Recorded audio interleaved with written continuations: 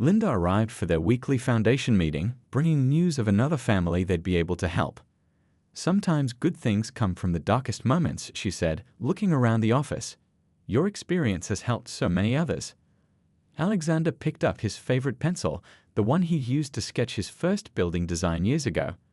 "Architecture isn't just about creating spaces," he replied, beginning to draw.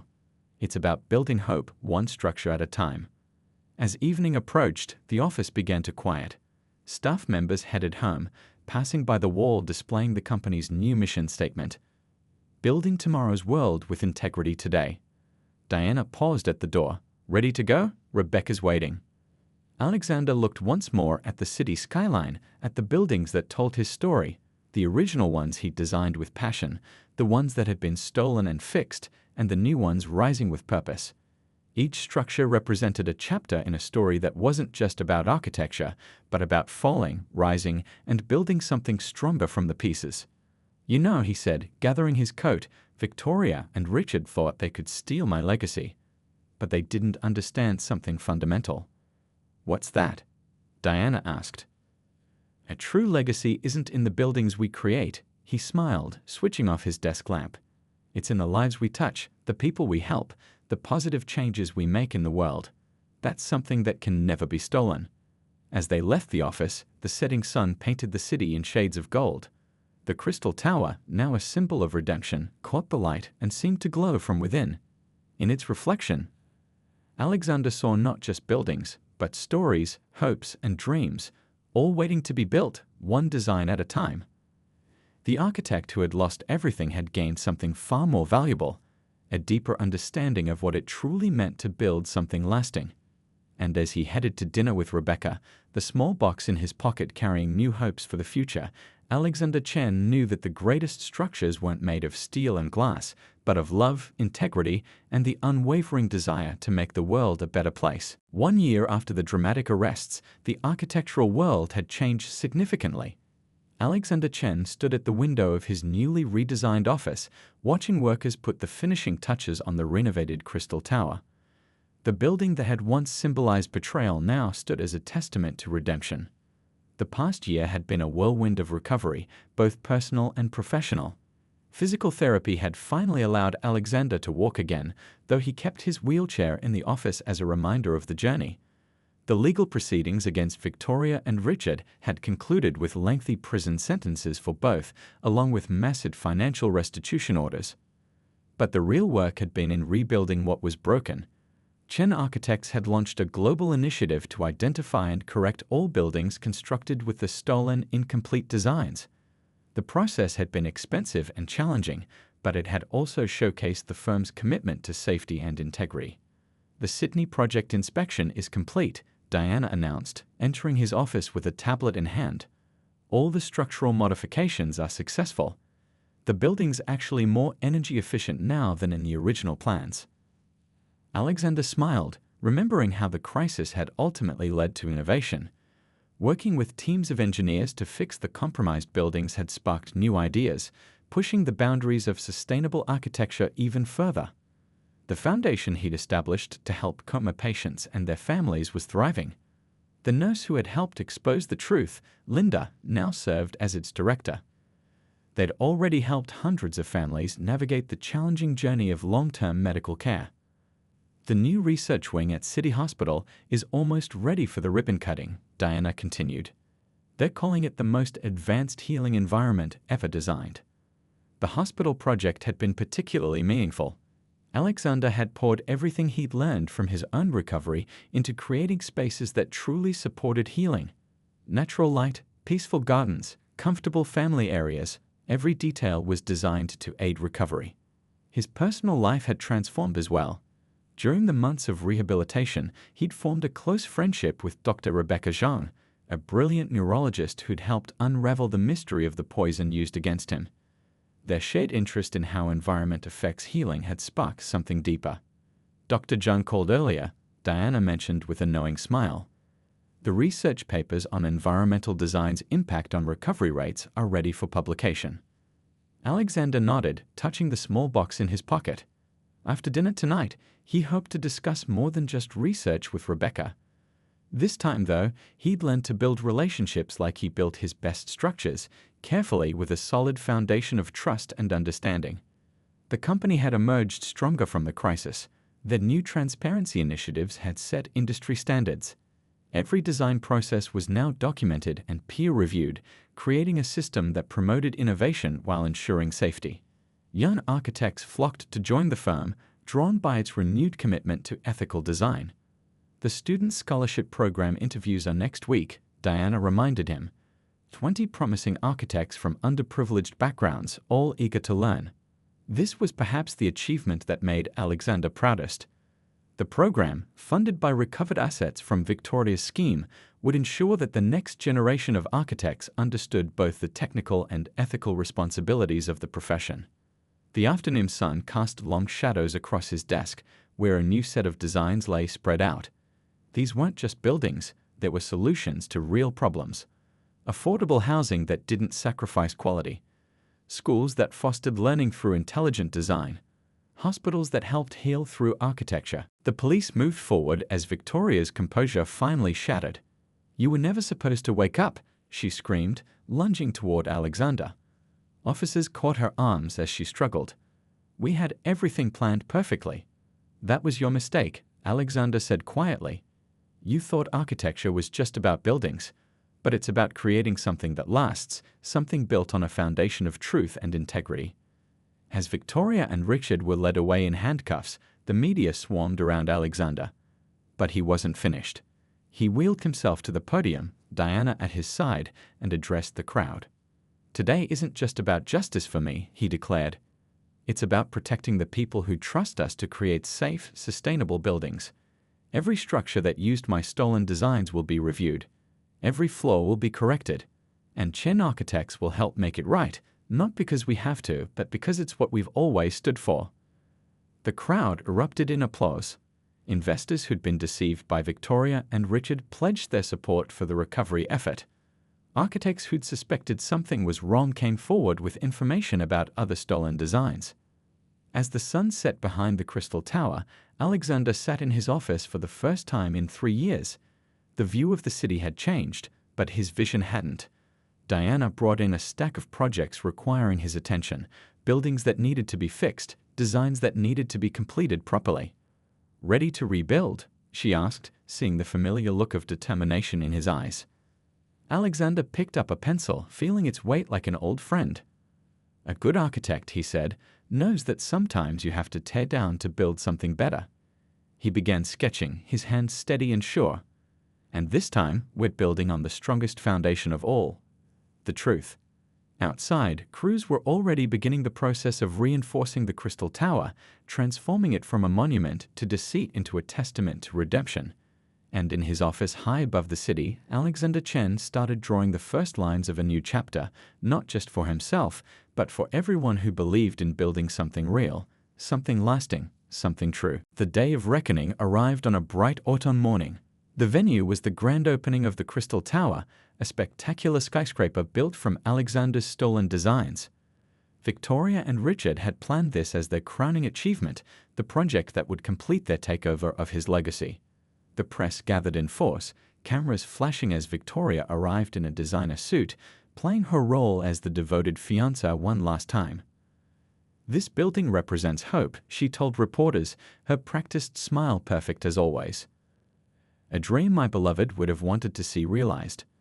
Richard stood beside her at the podium, his hand possessively on her back as he addressed the crowd of investors, architects, and media. "Today marks a new chapter for our company," he announced. "The Crystal Tower showcases our commitment to innovative design." That's when the doors opened. Alexander wheeled himself into the room, Diana at his side. The audience gasped, cameras swiveled, and Victoria's composed facade cracked for the first time in 3 years. Richard's speech died mid-sentence, his face draining of color. "Please continue," Alexander said, his voice carrying clearly across the suddenly silent room. "I'm particularly interested in hearing about my designs, the ones you stole while I was unconscious." Chaos erupted. Reporters shouted questions, photographers' flashes created a storm of light, and security guards looked uncertainly between Richard and Alexander, unsure who to respond to. Victoria recovered first, rushing to Alexander's side with tears in her eyes. "My love, you're awake. This is a miracle." Alexander caught her wrist before she could embrace him. "I think we've had enough performances, Victoria. Or should I use your real name, Catherine Morris, convicted of corporate fraud in 3 countries under different aliases?" Thomas emerged from the crowd, flanked by police officers. "We have warrants for both their arrests," he announced, holding up documents, "along with evidence of conspiracy, attempted murder, and corporate espionage." Richard made a dash for the exit but found his path blocked by several board members, the ones who'd been quietly working with Diana for months. Victoria tried to maintain control, her voice rising above the commotion. "These are ridiculous accusations. I've devoted 3 years of my life to systematically destroying everything I built," Alexander finished. He nodded to Diana, who activated the presentation screen. Instead of the planned promotional video, security footage began playing, showing Victoria and Richard's conspiracy from the very beginning.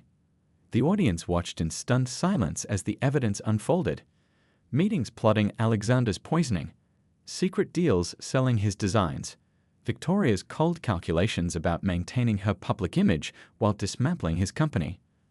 "But the most damning evidence," Alexander continued, "isn't about what you stole, it's about what you built." He gestured to the tower outside. "Those designs weren't complete. The environmental systems weren't properly tested. The structural calculations weren't finalized." A murmur of alarm spread through the crowd of investors and architects. Alexander pressed a button on his wheelchair, and the screen displayed technical analysis of the building's flaws. If constructed as planned, this tower could fail catastrophically within 5 years. And it's not the only one.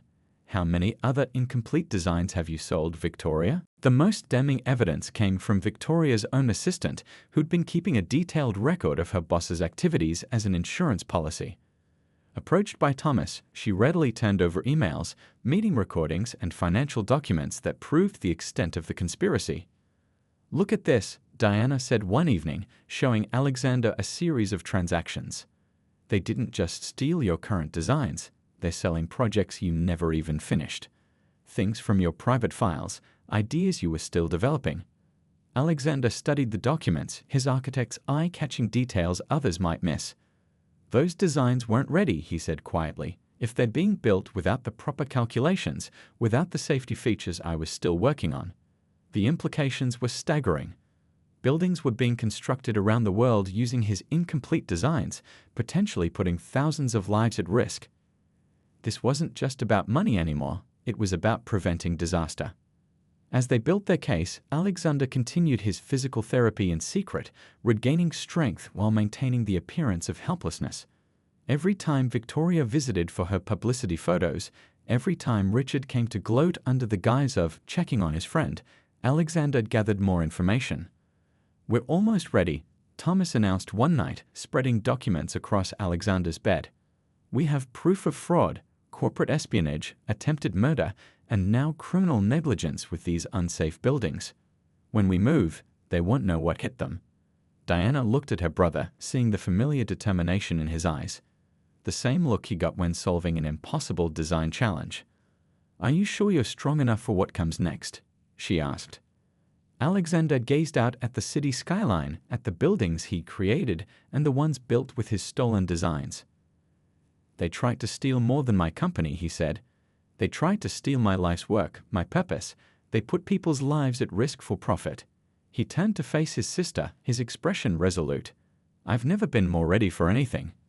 As night fell over the city, the small group finalized their plans. Soon, Victoria and Richard's carefully constructed scheme would collapse like a house built on sand. But first, they had to ensure that every piece of evidence was in place, every detail perfect, just as Alexander had always approached his architectural designs. The stage was set for a revelation that would shake the architectural world to its foundation, and at its center, an architect who'd spent his life creating beauty from chaos was about to demonstrate that the greatest designs aren't always buildings, sometimes they're justice itself. The pieces of the conspiracy began falling into place like a complex architectural design coming to life. Alexander, now strong enough to sit in a wheelchair, spent his days reviewing evidence in what appeared to be a sleeping state whenever Victoria or Richard visited. Their conversations, believing him still comatose, revealed more than they ever intended. "The Dubai contract is almost ours," Richard whispered to Victoria during one visit, his hand resting possessively on her shoulder. "Once we transfer the last of his patents next month, there will be nothing left of his legacy." Victoria's practiced concern slipped for a moment as she smiled. "He always said his buildings would be his legacy.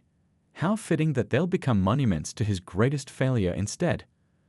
The private investigator Diana hired, a former detective named Thomas, worked tirelessly to connect the dots. His discoveries painted a picture more complex than anyone had imagined. Victoria and Richard's relationship traced back 5 years, long before Alexander had even met her. "They targeted you specifically," Thomas explained during a late-night meeting in Alexander's hospital room. "Your reputation for innovative, sustainable architecture made you the perfect mark. Victoria was planted at that charity gala where you met. Nothing was accidental. The evidence mounted: fake identities, shell companies, manipulated contracts. They'd even planted moles throughout Chen Architects, slowly replacing loyal employees with their own people. Each revelation made Alexander's blood boil, but he maintained his composure, approaching the problem like he would a challenging design project. The nurse who'd helped them, Linda, continued gathering intelligence from hospital staff. "They've been selling your designs piece by piece," she reported. "Not just the completed ones, even the concepts from your private sketchbooks. Some of the biggest firms in Asia and Europe are building with your ideas right now." Diana discovered that Victoria had been systematically selling Alexander's proprietary environmental design innovations to international competitors. His revolutionary solar integration systems, his water recycling methods, his green building materials, all sold to the highest bidders. But they made one crucial mistake, Alexander noted, reviewing the documentation. "They got greedy. Instead of slowly stripping the company, they'd rushed to sell everything before I might wake up. They left a trail." Working with Thomas, they traced the money through a labyrinth of offshore accounts. Victoria and Richard had hidden the proceeds well, but Alexander's intimate knowledge of his own designs helped them track the sales. Each stolen innovation had his signature style, his unique approach to solving architectural challenges. One afternoon, while pretending to sleep, Alexander overheard Victoria on the phone with their lawyers. "The trust fund transfers are almost complete," she said. "Once the last patents are sold, we can arrange for a tragic turn in his condition. The doctors will confirm it was a natural progression of his coma." The revelation of their final plans spurred the team into action. Diana began quietly reaching out to loyal board members who'd been pushed aside during Victoria's takeover. Linda coordinated with trusted medical staff to document the suspicious patterns in Alexander's treatment. Thomas gathered testimony from former employees who'd been forced out of the company. A soft knock interrupted their discussion. Through the door's window, they could see a nurse, one who'd been caring for Alexander since the beginning. She entered quietly, closing the door behind her. "I'm the one who sent the package," she said, her voice barely above a whisper. "I've been gathering evidence since day one. Something felt wrong about your case, and my background in biochemistry raised red flags about your blood work." The siblings listened as she explained how she'd been documenting irregularities, collecting security footage, tracking visitors. She'd built a case piece by piece, waiting for the right moment to reveal it. "Why help us?" Alexander asked. The nurse smiled sadly. "Because 6 years ago, your designs for that children's hospital saved my daughter's life. The healing gardens, the natural light, the way you thought about patient comfort, it made a difference. I couldn't stand by and watch while they destroyed what you built." Alexander nodded, his architect's mind already drafting new blueprints, not of buildings this time, but of justice. He looked at the evidence spread across his hospital bed and saw not just documents, but foundation stones for rebuilding his life. "We need to be careful," Diana warned. "They think you're still unconscious. That's our advantage." "Then let's use it," Alexander replied, his voice stronger than it had been since waking. "They spent 3 years building this trap. Now it's time to design one of our own." As night fell over the city, 3 people huddled in a hospital room, planning their next moves. Outside, Victoria's latest interview played on TV screens across the city, her practiced tears falling as she spoke about her undying love for her comatose fiancé. She had no idea that the man she tried to destroy was awake, gathering evidence, and preparing to dismantle her carefully constructed facade. In his hospital bed, Alexander Chen began sketching, not buildings this time, but a blueprint for exposing the truth. Each piece of evidence was like a structural element, needing to be placed just right to support the weight of justice. The game was changing, and soon, those who thought they'd written the rules would learn that they'd underestimated the architect they'd tried to destroy. As the city lights twinkled outside, Alexander allowed himself a small smile. After all, who better to bring down a house of lies than someone who'd spent his life building foundations of truth? The manila envelope arrived during Alexander's physical therapy session, delivered by a courier who vanished as quickly as he appeared. Diana signed for it, her hands trembling slightly as she read the anonymous sender information. Inside, she found a USB drive and a handwritten note: "Watch this alone. Trust no one." Later that evening, after the nurses finished their rounds, Diana connected the drive to her laptop. Alexander sat up in his hospital bed, his muscles still protesting even the slightest movement. The footage began to play, and both siblings felt their breath catch. The video showed their company's security feed from the wedding day. The timestamp read 6:45 a.m., hours before the ceremony. Victoria appeared on screen, meeting Richard Harrison in a secluded corner of the Silver Pearl Resort's garden. Their body language spoke volumes. This was no innocent encounter between a bride and her fiancé's business partner. "Everything's prepared." Victoria's voice came through clearly, thanks to the high-end security system Alexander himself had installed. Richard nodded, pulling something from his pocket. "Once he drinks his morning tea, it'll take about 4 hours to take effect. By the time he reaches the altar, his system will be completely compromised." Alexander watched in stunned silence as the woman he planned to marry discussed his impending coma with cold efficiency. The footage continued, showing multiple meetings throughout the morning, Victoria coordinating with unknown individuals, making calls from burner phones, carefully orchestrating what everyone would believe was a tragic accident. "I knew something was wrong," Diana whispered, her fingers gripping the laptop's edge. "But this is beyond anything I imagined." The video jumped to different cameras, showing how Victoria had manipulated events behind the scenes. A paid-off waiter. A compromised security guard.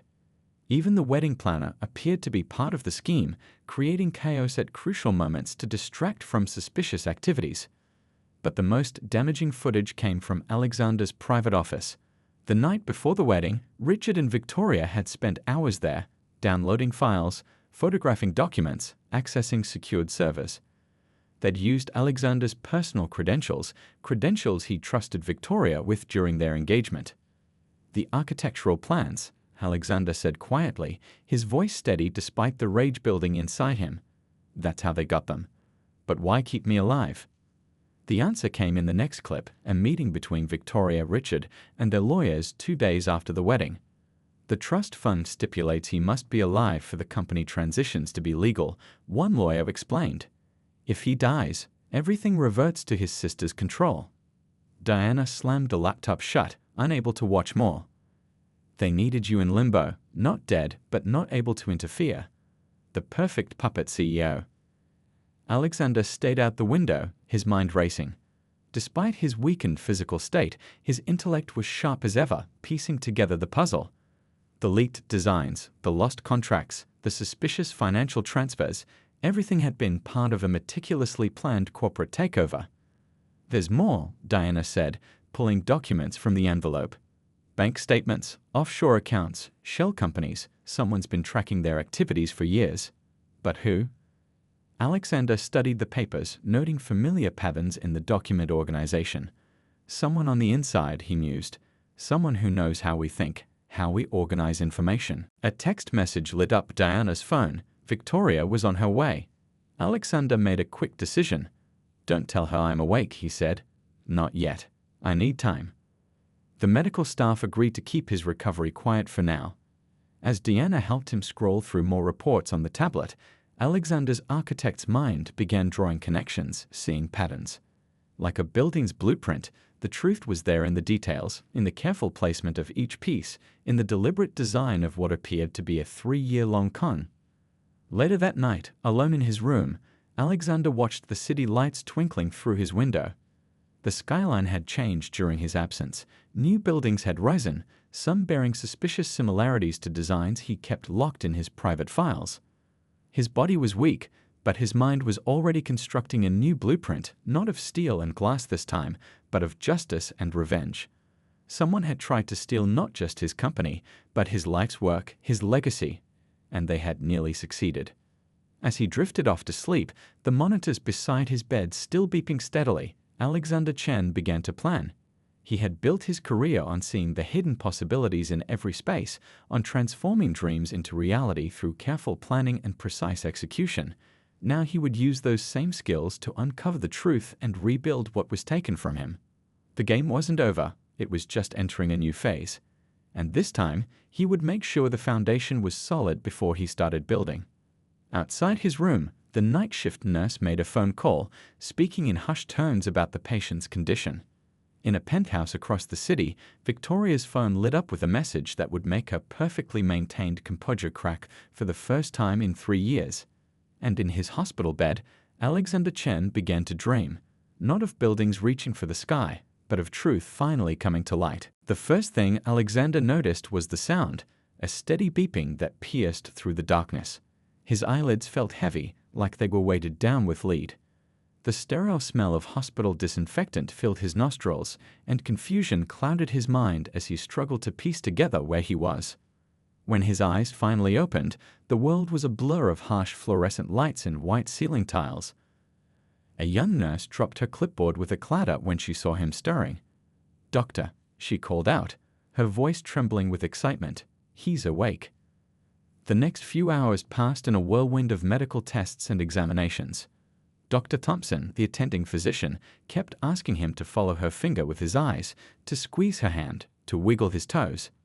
Each small movement felt like climbing a mountain, but Alexander persisted. "What? How long?" He managed to croak, his voice rough from years of disuse. The room fell silent. Dr. Thompson exchanged glances with the nurses before answering softly, "You've been in a coma for 3 years, Mr. Chen." The news hit him like a physical blow. 3 years. The wedding. Victoria. His company. Everything came rushing back in a dizzying flood of memories. The last thing he remembered was standing at the altar, the world spinning around him before everything went black. As the day progressed, Alexander's strength gradually returned, though his muscles were severely weakened from the long period of inactivity. His sister Diana arrived, tears streaming down her face as she hugged him carefully, mindful of the various tubes and monitors still attached to his body. "The company," he whispered, his architect's mind already racing despite his condition. "How bad?" Diana's expression told him everything before she spoke.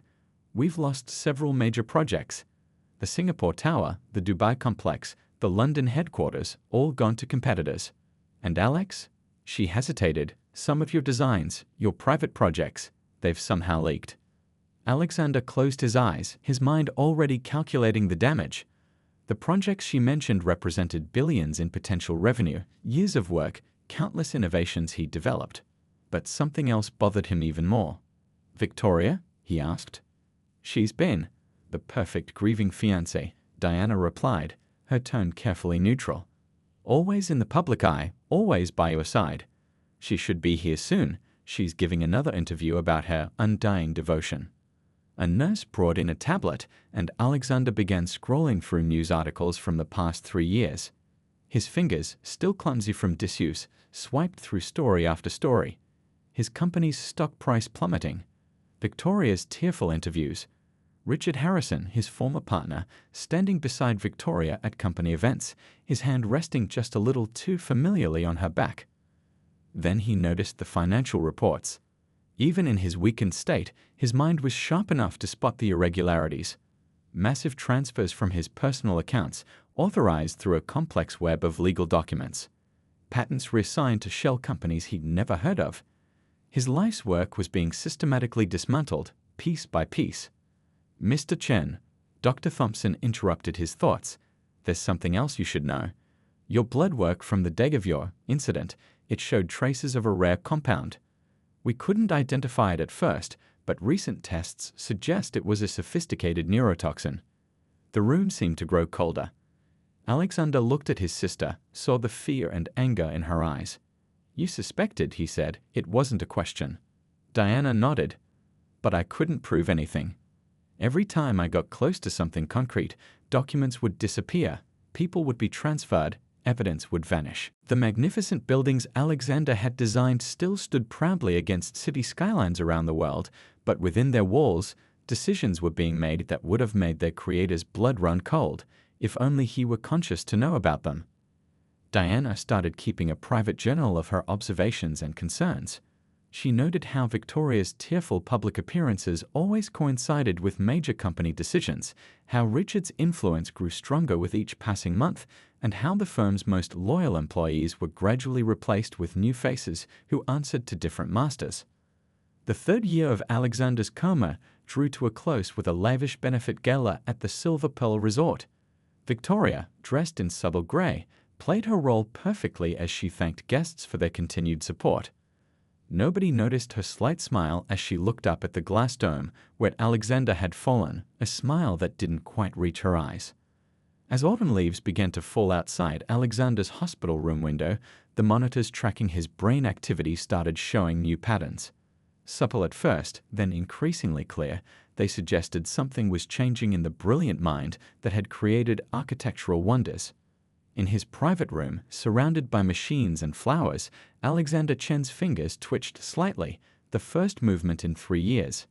Outside his door, a nurse checked her watch and made a phone call, speaking in hushed tones about unexpected developments. The pieces of a puzzle 3 years in the making were about to come together, but not in the way anyone had planned. As storm clouds gathered on the horizon, nature itself seemed to sense that the architect's long night was finally coming to an end, and with his awakening, carefully constructed facades would begin to crumble. 3 years passed like shadows across a sundial. Each day marking another moment, Alexander Chen lay still in his private hospital suite. The room, decorated with fresh flowers changed weekly by Victoria, became a silent witness to the comings and goings of doctors, nurses, and visitors. His younger sister, Diana, had taken the reins of Chen Architects with remarkable strength, though the weight of responsibility showed in the dark circles under her eyes. She visited every morning before work, reading architectural magazines to her brother and updating him about the company, hoping somewhere in the depths of his consciousness he could hear her. "The Shanghai project isn't going well," she whispered one morning, holding his hand. "Something's not right with the numbers, but I can't quite figure out what." The steady beep of monitors was her only response. Victoria maintained her public image flawlessly. She appeared regularly in society magazines, always photographed visiting the hospital, her designer outfits appropriately subdued, her expression perfectly balanced between hope and grief. The media dubbed her the waiting bride, and her social media followers grew by millions as she shared carefully curated glimpses of her life with her comatose fiancé. But behind the scenes, Chen Architects was facing unprecedented challenges. Innovative designs that had been under development mysteriously appeared in competitors' portfolios. Major clients began pulling out of projects, citing concerns about the firm's stability. The company's stock price dropped steadily, despite Diana's best efforts to maintain confidence. The medical staff remained puzzled by Alexander's condition.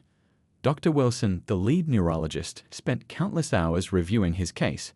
"His brain activity is unusual for a coma patient," she explained to Diana during one of their weekly meetings.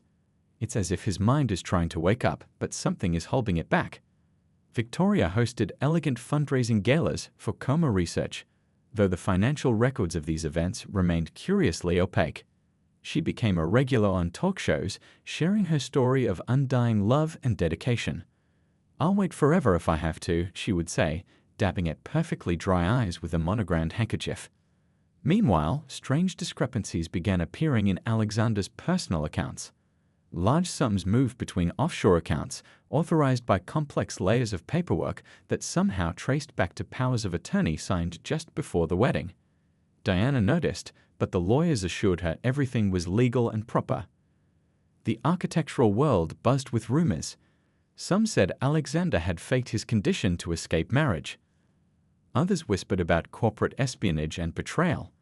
The truth remained elusive, buried beneath layers of legal documents and careful public relations management. One night, during a particularly violent thunderstorm, a young nurse noticed something odd about Alexander's IV bag. Before she could investigate further, she was transferred to another hospital with a surprising promotion. The incident never made it into any official records. Victoria began appearing at industry events with Richard Harrison, Alexander's former business partner, explaining his presence as supporting the company during these difficult times. Their heads would bend close together during meetings, their whispered conversations stopping abruptly when Diana approached. The press focused on Victoria's unwavering dedication, but few noticed how Chen Architect's most valuable patents were being quietly transferred to subsidiary companies. Diana spent sleepless nights poring over documents, feeling like she was trying to solve a puzzle with half the pieces missing. The medical staff started noticing subtle changes in Alexander's condition. His brain activity would spike dramatically during Victoria's visits, but not in the way they expected from someone hearing a loved one's voice. Instead, the patterns suggested distress. "Something's not right," Dr. Wilson confided to Diana one evening. "I've never seen chemical markers quite like these in a coma patient. It's almost as if..." But before she could finish her thought, she was offered a prestigious position at a research facility abroad. Her replacement assured everyone that Alexander's condition was perfectly normal for someone in his situation. The paramedics arrived within minutes, their efficient movements a stark contrast to the panicked crowd. As they loaded Alexander onto a stretcher, his body completely limp, Victoria clutched his hand, tears carefully tracking down her cheeks without disturbing her makeup. "Please, you have to help him," she pleaded, her voice carrying just enough for the nearest guests to hear. The paparazzi outside the resort would later praise her composure during the crisis. The ambulance sped away, its sirens cutting through the perfect spring afternoon. Behind it, the Silver Pearl Resort stood silent, its glass dome reflecting the setting sun, unaware that its creator would not walk its halls again for years to come. Inside the venue, Victoria handled the situation with remarkable poise, thanking guests for coming and assuring them that Alexander would be fine. She arranged for her personal assistant to distribute handwritten notes of apology to all attendees, along with premium gift bags, a gesture that would be praised in society columns. As the sun set, the venue that was supposed to host the wedding of the decade instead saw hundreds of confused guests departing, their conversations filled with speculation. The flowers wilted slowly in the warm evening air, the uneaten five-tier cake was quietly packed away, and the champagne meant for toasts remained unopened. At the hospital, doctors rushed to stabilize Alexander, running test after test as his vital signs remained mysteriously weak. No one noticed Victoria stepping out to make a phone call, her voice low and urgent as she spoke to someone about everything going according to plan. The day that was meant to mark the beginning of a fairy tale instead became the start of a nightmare. As Alexander lay unconscious, his brilliant mind trapped in darkness, the empire he had built stood vulnerable to forces he couldn't have imagined.